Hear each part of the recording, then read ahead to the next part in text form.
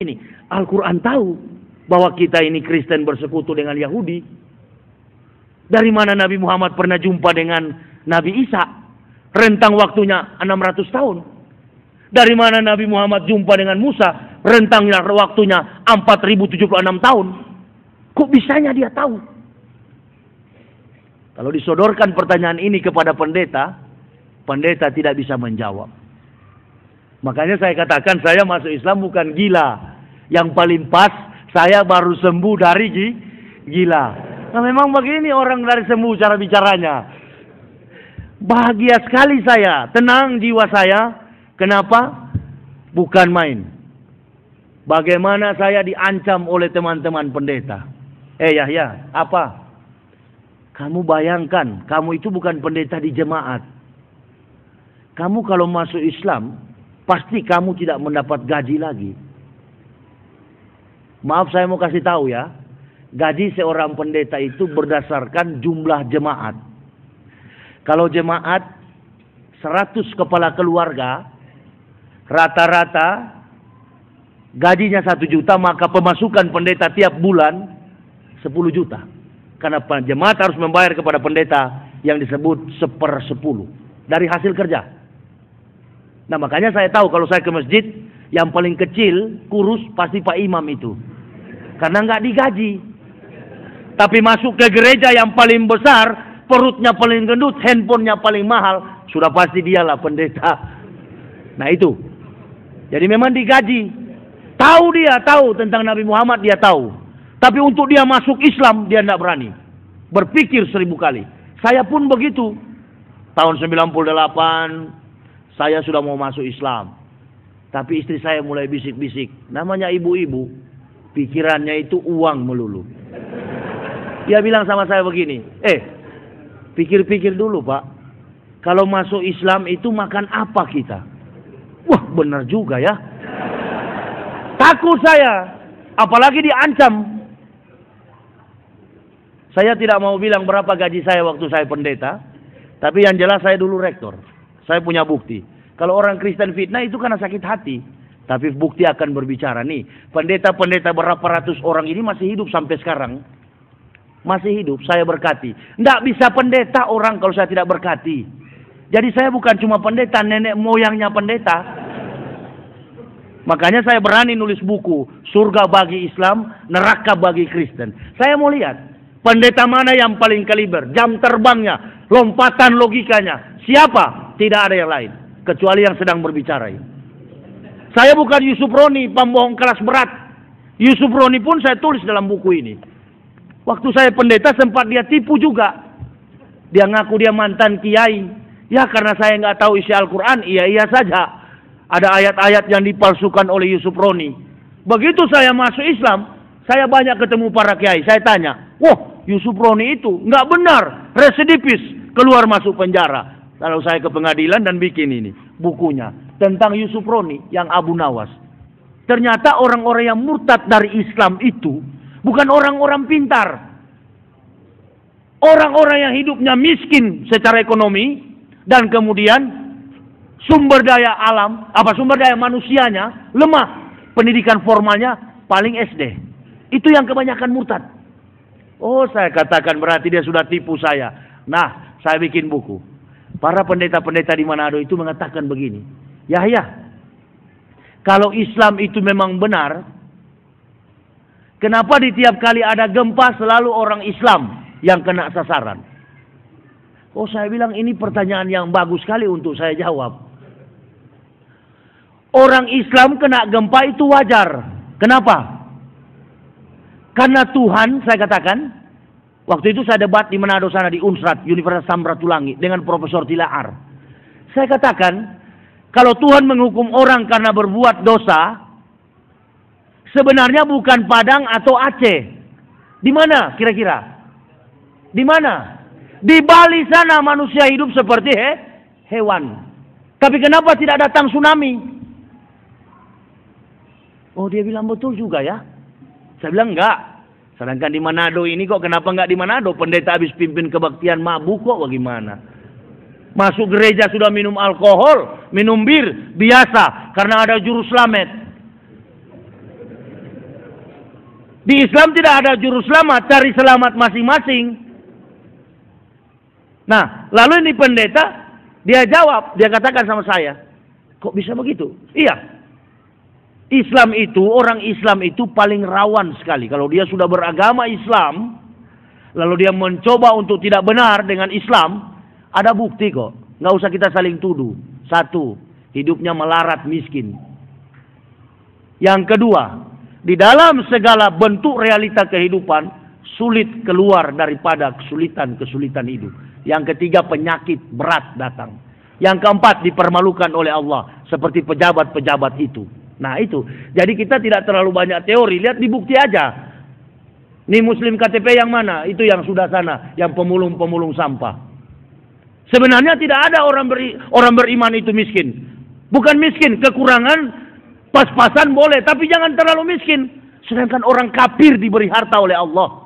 Saya masuk Islam 4 bulan, sempat jual plastik begini di Jakarta Utara, Kampung Beting. Coba tanya, yang tolong saya hanya Ketua Majelis Ulama Indonesia, Bapak Kiai Haji Katamas. Itu. Oh, Bapak bekas pendeta dulu ya? Iya, ini dokumen saya. Oh, saya pikir orang biasa ini ada teman yang ngasih tahu. Karena saya masuk Islam tidak mau jadi ustadz, tidak mau jadi penceramah, tidak. Saya masuk Islam sudah biar mati. Sudah selamat saya. Yang penting sudah masuk Islam. Apalagi ketemu Amin Rais, apalagi ketemu Pak Maftu Basuni, Dirjen Bimas Islam, itu orang-orang yang pernah saya tantang mereka ketika akan mendirikan Universitas Al-Amin yang ada di Sorong. Jadi saya bikin gerakan jangan terima. Nah makanya kalau saya baca sejarah tentang Nabi Muhammad, tentang Umar bin Khattab, tentang Abu Bakar Siddiq, saya bilang kok sama dengan saya dulu. Nah makanya saya tidak perlu kalau kecuali perang fisik seperti di Poso sudah diganggu, baru saya maju dengan kelompok, siap bergabung, insya Allah dimanapun. Allahu Akbar.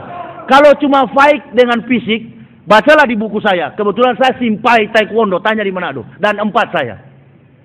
Kalau hanya 3 orang kafir Kristen, insya Allah saya kasih patah di jalan. Benar, saya tidak cerita mati.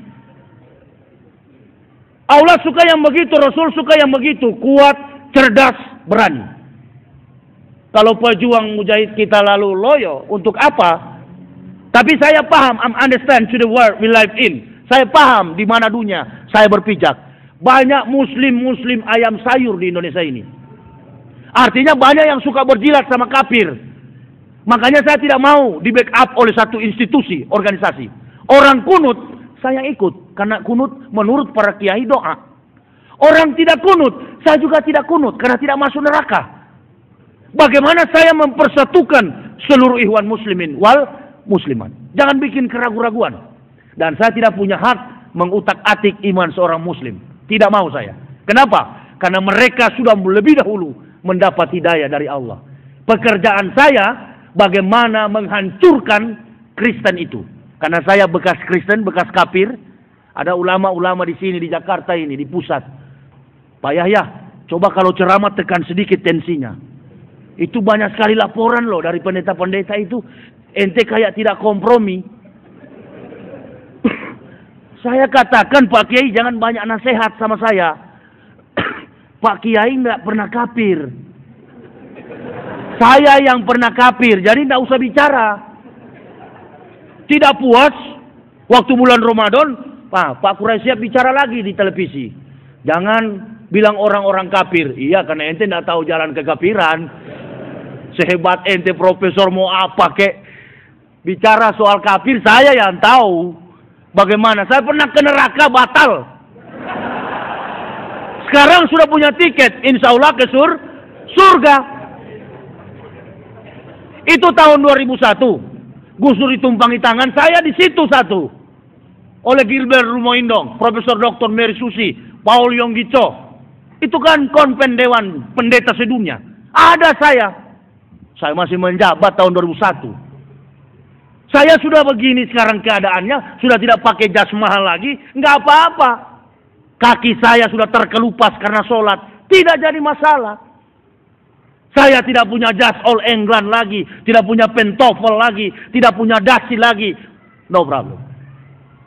Saya hidup dengan tenang, penyakit saya sembuh, bahkan saya tidak tidur, jarang tidur, makan tidak teratur. Tetapi alhamdulillah saya masih sehat sampai hari ini. Saya tahu besok saya akan mati. Habibie punya istri meninggal, dibacakan amal-amalnya. Khalaqal mauta wal hayata liyabluwakum ayyukum ahsanu amalan. Amalnya dibaca, hanya dibungkus dengan kain kapan. Saya tahu tuh Profesor Habibie kaya di Jerman. Tapi waktu saya lihat di dalam peti mayat, di dalam kain kapan yang dibungkus, lalu ditutup, ditimbun dengan tanah, tidak ada satupun harta yang dibawa oleh Ibu Haja Ainun ke dalam kubur. Sebaliknya, waktu saya masih pendeta dulu, teman saya pendeta Lambertus mati, bukan main dipesan, pakai dasi kupu-kupu, pakai jas All England, pakai sepatu mengkilat, total biaya pada waktu itu mempersiapkan Lambertus mati 27 juta. Bayangkan. Orang Islam cuma kain kapan, masuk surga. Bagi yang menjalankan, yang Abu Nawas mampir dulu ente. Sampai benjol-benjol di situ baru sampai, kira-kira gitu. Makanya saya bilang, hei kafir-kafir, jangan menilai Islam dari manusia Muslim yang KTP. Itu yang main Islam, sinetron Islam KTP, semua KTP semua itu. Mau jadi contoh tapi salah contoh. Ada sinetron kiai terbang dari pohon ke pohon. Ini betul-betul mau merendahkan Islam. Gak begitu ajaran Islam. Saya yang tukang bela. Orang bicara tentang kerasulan Nabi Muhammad. Dari Al-Quran, dari hadis, dari logika. Apalagi sini kita berhadapan. Begitu. Kalau Umar bin Khattab ketika orang bicara jelek, bicara miring tentang Muhammad, beliau menghunus pedang, ya kami lain. Ada orang bicara tentang Rasul miring, kami yang siap menghadapi. Tidak berani. Tidak ada yang berani. Kecuali secara diam-diam lewat internet. Ya mana kita tahu. Berhadapan paling bagus. Nah, jangan berhadapan dengan profesor-profesor muslim yang suka. Apa itu, apa istilah orang pintar sih. Saya tidak pintar. Pluralisme agama. Iya kan? Pluralisme agama. Apa sih pluralisme itu? Pluralisme itu kan satu solution. Untuk membangun negara ini. Tapi saya menonton kaset PCD perang di Irak. Para mujahid mengatakan, kami menentang penjajah, kami menentang para tentara Amerika, bukan untuk mempertahankan tanah Arab. Kami mempertahankan akidah Islam. Itu.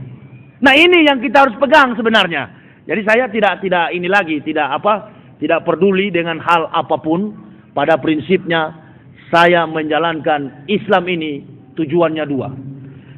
Dakwah saya umat Islam kokoh dalam akidahnya, orang Kristen masuk Islam. Tapi jangan semuanya. Karena kalau Kristen sudah semuanya masuk Islam, lalu siapa yang di neraka kan begitu. Jadi cukup aja yang pintar-pintar. Makanya saya katakan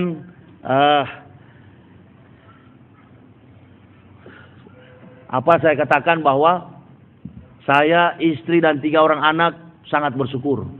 Nabi Muhammad sebelum datang 576 tahun. Nabi Isa sudah menyampaikannya. Wa'id qala Isa ibn Maryam ya bani Israila inni rasulillah ilaikum musaddiqan lima baina yadayya minat taurati wa sisram bi rasul yati min ba'di ismuhu Ahmad falama ja'ahum bil bainati qalu hisasyirun mubin.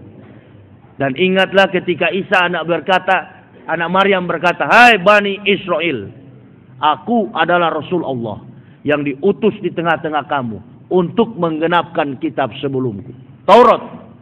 Tetapi akan datang di tengah-tengah kamu Rasul Allah, Ahmad, Nabi Muhammad. Yahudi berkata, inilah sihir yang nyata. Jadi orang Yahudi ini, sebenarnya orang Kristen jangan marah sama orang Islam. Orang Kristen marah sama Yahudi. Karena Yahudi yang membohongi Kristen. Kita umat Islam itu hanya mau meluruskan supaya jangan kafir. Tapi mereka anggap lawan. Coba hebatnya Yahudi itu.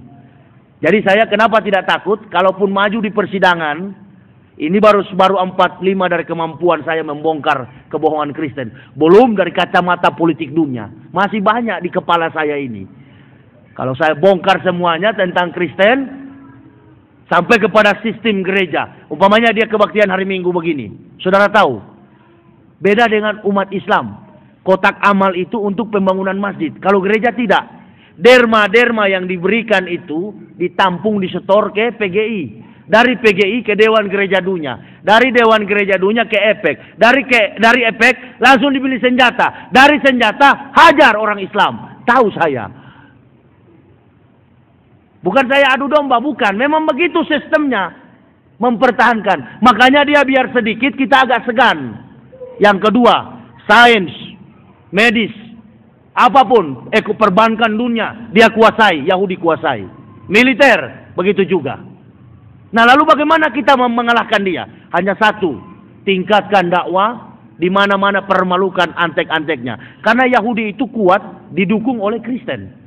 Bagaimana mereka mengatakan, mengiyakan, ini kitab kami, perjanjian lama, pakailah, kata Yahudi, silakan pakai. Anggaplah perbuatan-perbuatan Nabi dulu menubuatkan atau merisalahkan Isa mau datang. Silakan pakai. Paulus inilah orang yang mereka jadikan sebagai ahli dalam menafsirkan the Holy Bible, Old Testament, New Testament, perjanjian lama dan baru. Bukan Injil. Nah, Paulus ini, dia merekayasa kitab perjanjian lama atas persetujuan Yahudi. Dengan begitu, banyak orang yang setuju. Seluruh dunia, 850 juta jiwa penduduk dunia beragama Kristen.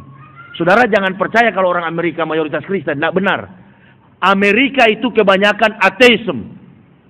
Tidak bertuhan. Dan kemudian golongan mereka ada sekitar 15% dari source W. Bush, Walker Bush, Presiden Amerika lama. Itu bukan Kristen agamanya. Apa nama agamanya? Yudaisme. Itu semi Yahudi, orang Yahudi. Ya, jadi antara sinagoge, mixapel, dan gereja beda. Kalau sinagoge itu bangunan kebaktiannya Ortodoks. Kalau gereja Protestan, gereja diambil dari bahasa Portugis, church. Dan kemudian kalau Israel punya tempat ibadah hampir sama dengan masjid, tapi dia tidak sujud ke lantai, dia sujud ke tembok. Itu disebut dengan meratap tembok ratapan. Jadi 3 agama besar di dunia ini, datangnya Islam, Yahudi akui Islam benar, tapi mereka katakan sampai kiamat kami tidak akan mengikuti Muhammad. Oleh karena itu saya bilang betapa berharganya kami. Walaupun dipecat, mungkin orang berpikir ada umat Islam yang Islam KTP, Islam abangan yang nggak mengerti Al-Quran, dia pikir kami ini cuma puji-puji kalau berceramah. Pak Yaya ini mau sok pahlawan. Enggak. Demi Allah.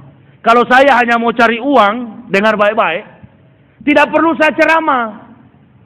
Bikin saja buku, kemudian bawa di toko buku, tunggu-tunggu saja royalti, begitu kan? Nah, supaya ada fitnah dari luar sana, bahwa saya masuk Islam nggak puas dengan dolar dari Jerman. Begitu. Karena kami digaji bukan oleh Amerika. Pusat gereja Protestan itu ada di Jerman, Stuttgart. Nah, kalau kami pendeta yang sudah pejabat itu bukan dari rupiah. Makanya istri saya bilang begini, coba kalau tahu mau masuk Islam Pak ya, 1 tahun sudah dicabut-cabut di ATM, simpan dulu. Saya bilang memang picik. Allahu Akbar. Dia pikir bisa teringat. Kok bisanya Allah begitu ya? Sudah pas memang habis di rumah dipecat oleh gereja. Saya hidup dengan kesederhanaan, tapi saya senang, jiwa saya tenang. Orang boleh fitnah, orang silakan puji, tetapi kami tidak ada urusan dengan manusia di dalam menjalankan dakwah. Saya tidak mau berdakwah 1-2 tahun berdakwah, besok mana Pak Yahya? Oh sudah jadi ini, jadi itu. Enggak. Apalagi yang politik-politik. Kemarin saya diundang di Sungai Apit, Sumatera, ya, itu menyeberang sungai jauh. Lalu ada ustadz di sana bisik begini, Pak Yahya, apa? Ini kan yang saya bawa ini kandidat calon bupati. Tolong diangkat-angkat namanya ya. Saya bilang iya, siap.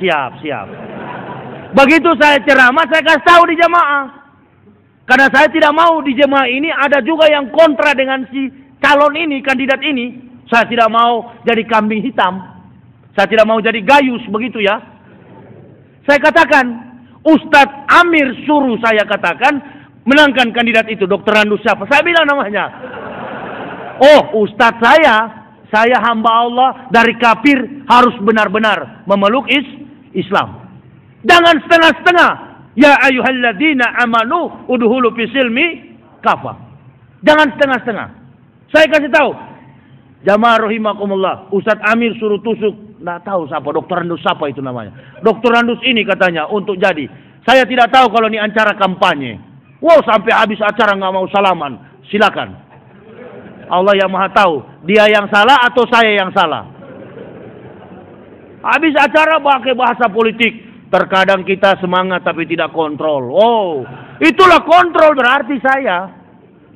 Memang nggak boleh begitu dalam dakwah. Di Madura, di Blega, saya diundang. Acara namanya Haulan. Itu sama sementara duduk, datang kiainya, Pak Sapi yang sering undang saya. Tapi sekarang saya tidak mau lagi kalau dia panggil. Dia bilang begini, Pak Yahya, apa? Daripada ente ngantuk, pergi ke kuburan situ. Minta itu kiai besar yang mati. Minta apa, Pak? Minta berkah sama Pak Kiai. Oh, saya bilang jangan cukup sekali saya kafir sama itu kafir. Dia bilang bahaya sampean. Allahu Akbar. Memang saya tidak mau. Apa beda dengan Yesus? Sama kan? Yesus juga dijagokan. Itu juga dijagokan. Nggak ada yang jago-jagoan.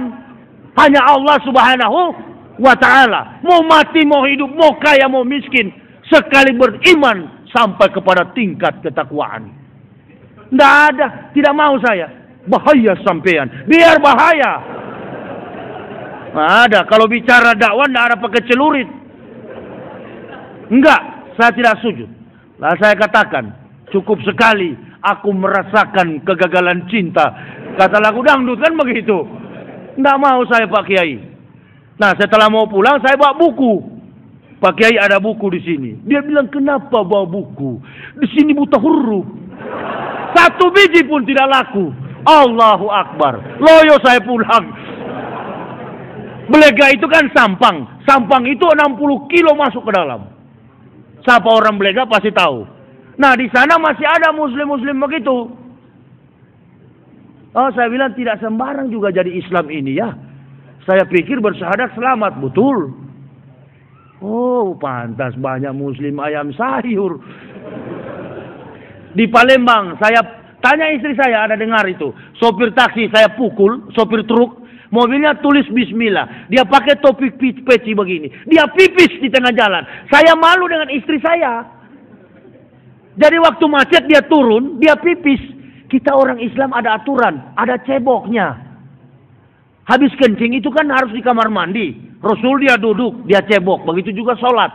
Bukan berdiri. Malah dia goyang begitu. Ada istri saya di situ, dia sentuh dengan tangan saja. Allahu Akbar. Saya turun, saya tegur. Kamu kalau mau kencing di jalan seperti anjing begini, buka topimu di kepala itu. Karena kalau kamu pakai topi muslim, itu merusak Islam keseluruhan. Ya, dengar kamu. Itu hak saya. Oh, kamu mau melawan. Saya ini tukang tegak-tegakkan Islam di mana-mana, Mas. Temannya dua lompat dari dalam truk. Sudah salah. Saya bilang saya ini ustadz. Biar ustadz, biar kiai. Dan saya tindih satu kali. Saya gas. Ternyata memang mental kerupuk. Langsung down. Saya bilang ente belum tahu sebelum anak jadi ustadz. Anak dulu kafir. Bukan cuman saya berani bicara. Saya juga berani baku pukul saya bilang. Ustadz enggak apa-apa kalau dalam keadaan begitu kan biasa. Kalau loyo-loyo juga ya gampang dimakan sama polisi kan. Begitu. Saya tarik ini. Kamu tahu, saya dulu bekas Kristen. Saya sama dengan kamu dulu. Yang malah yang paling saya takut masuk Islam itu disunat. Saya pikir-pikir ini kalau bukan pingsan mati. Jadi begitu disunat jadi bersih. Benar. Jadi bersih kalau saya pakai sempak warna putih. Celana dalam warna putih. Tidak kuning-kuning lagi. Tapi dulu Allahu Akbar la ilaha illallah. Bukan main joroknya. Sakit-sakitan juga. Nah, dengan Islam saya sehat, alhamdulillah, dan saya tidak cari-cari muka. Pokoknya saya mau disuruh atau tidak tetap saya dakwah. Orang bilang keras, orang bilang lembek, di mana-mana tetap hajar terus. Sampai nanti barangkali insya Allah Kalaupun saya mau ke Madinah atau ke Al-Azhar, itu pokoknya tujuan saya sendiri. Saya belum konsentrasi untuk naik haji. Mantapkan dulu. Daripada kita haji pulang ke sini nggak mabrur. Timbangan 1 liter dikasih kurang 2 ons. Nah, pukulan 2 kali kalau masuk kubur itu. Itu orang-orang seperti itu. Jadi saya pikir Islam itu gampang, setelah bersyahadat sudah. Oh, ternyata bukan. Untuk mencapai tingkat ketakwaan itu banyak prosedural yang perlu kita. Seperti tadi Ustadz sudah jelaskan, saya sempat simak banyak. Saya sempat simak. Nah, itu ya bidang-bidang Ustadz. Kalau saya enggak boleh masuk ke situ, jangan sok jagoan. Karena baru dari kafir, kemudian masuk Islam, jangan coba-coba menasihati umat Islam. Hormatilah mereka, karena mereka lebih dulu mendapat hidayah. Nah, kalau saya diberi, insya Allah, ilmu lebih banyak dari Allah, dan diperkenankan, diizinkan ke depan 5-10 tahun ke depan, insya Allah mungkin lebih bagus lagi akan menasihati jamaah. Tapi belum saatnya sekarang. Masih bodoh. Baca Al-Quran pun masih bengkok. Ya, jadi harus tahu diri. Yang penting semangat dan punya bukti dulu. Bagaimana jamaah Islam ditegakkan di Indonesia ini. Itu saja. Saya kira ada sesi pertanyaan ya, Ustaz. Silakan bagi siapa yang ingin bertanya. Saya juga fisik agak lemas nih. Kunang-kunang mata saya. Mungkin saya setelah ini saya mau istirahat dulu. Saya nggak mampu. Nanti kalau jamaah supaya lebih jelas lagi tentang pikiran saya, perjuangan saya, ada kaset dan PCD saya. Ada di bawah Ustaz ya. Kalau tidak ada di mobil saya. Di mobil di luar sana, siapa yang ingin memilikinya silakan ambil. Tapi jangan bilang ambil begitu seperti di Semarang, ambil nggak bayar, langsung lari. Setelah saya ke mobil, saya tanya, Mak, sudah ada orang beli tadi itu buku? Ada Pak, banyak. Bukan beli Pak, mereka bilang Bapak suruh. Allahu Akbar. Saya bilang ya mungkin waktu itu juga niat saya memang jual buku. Barangkali dikasih kapok oleh Allah. Memang habis setengah barangkali. Sholat Jumat. Banyak kan? Bilang ambil aja di mobil. Langsung bergegas. Rata pokoknya. Pulang loyo saya. Karena cari-cari itu supaya laku. Begitu. Jadi buku ini maaf aja untuk membantu kami berdakwah. Dan insya Allah dari setiap saya ceramah di masjid 10